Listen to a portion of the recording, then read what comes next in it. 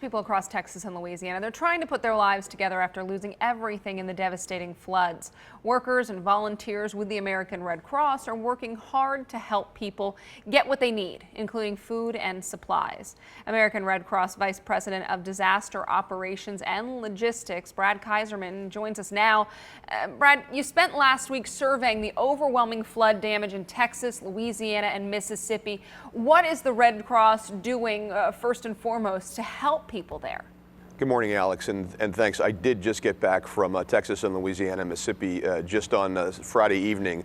And what I can tell you is I think people have become numb to terms like devastation and numb to these kind of weather events. What I saw was literally hundreds of people who have not seen flooding like this in over a generation. We haven't seen flooding like this in over 130 years. And so what I saw was people who had literally had nothing but the clothes on their back, and they just needed some help. It was really just an incredible situation down there. And I saw Red Cross folks who were providing.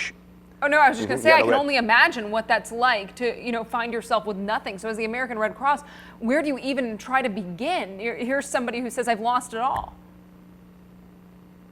So people come in and they need shelter. They were evacuated in the middle of the night from their homes. They had left with nothing but the clothes on their back.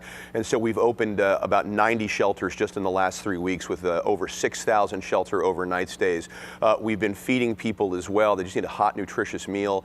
And we've also been doing client assistance to help people bridge the gap until social services can come in. But I have to tell you, one of the things people most need is psychological first aid, because so much of what they're incurring here is so traumatic for them. Yeah, and I'm sure people at home are thinking, all right, we've got these people dealing with flooding, we've seen blizzards, we've seen wildfires, and the Red Cross has so many different challenges they're trying to meet. What can I do at home watching this Easter morning to help these folks who have found themselves in really terrible situations?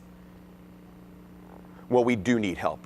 We've got more than 1,200 Red Cross volunteers on the ground Easter morning trying to help people who most need that help. So folks can dial 1-800-RED-CROSS and make a donation. They can go online to redcross.org and make a donation. They can volunteer. I mean, like I said, we've had 1,200 people. Some of those folks who are working have been on the ground in this flood area now for nearly 3 weeks. And so we're going to need more folks to come in. It's going to take a while to help the people of Louisiana, Texas, and Mississippi recover. So we definitely need more volunteers. And of course, folks can always give blood.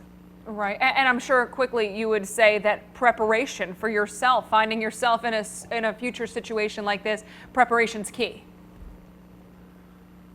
Absolutely. In a flood event or in any event, the most important thing you can do is have a plan and not be taken by surprise. And if you have a plan, practice your plan. And then I think what's critical in a flood event is just to make sure that people stay out of the flood waters. It's amazing how many people will drive or walk into flood water and can easily die with that. You are so right. Brad, we thank you so much for your time. We look forward to talking to you again about the American Red Cross on future episodes of the Weather Red Report.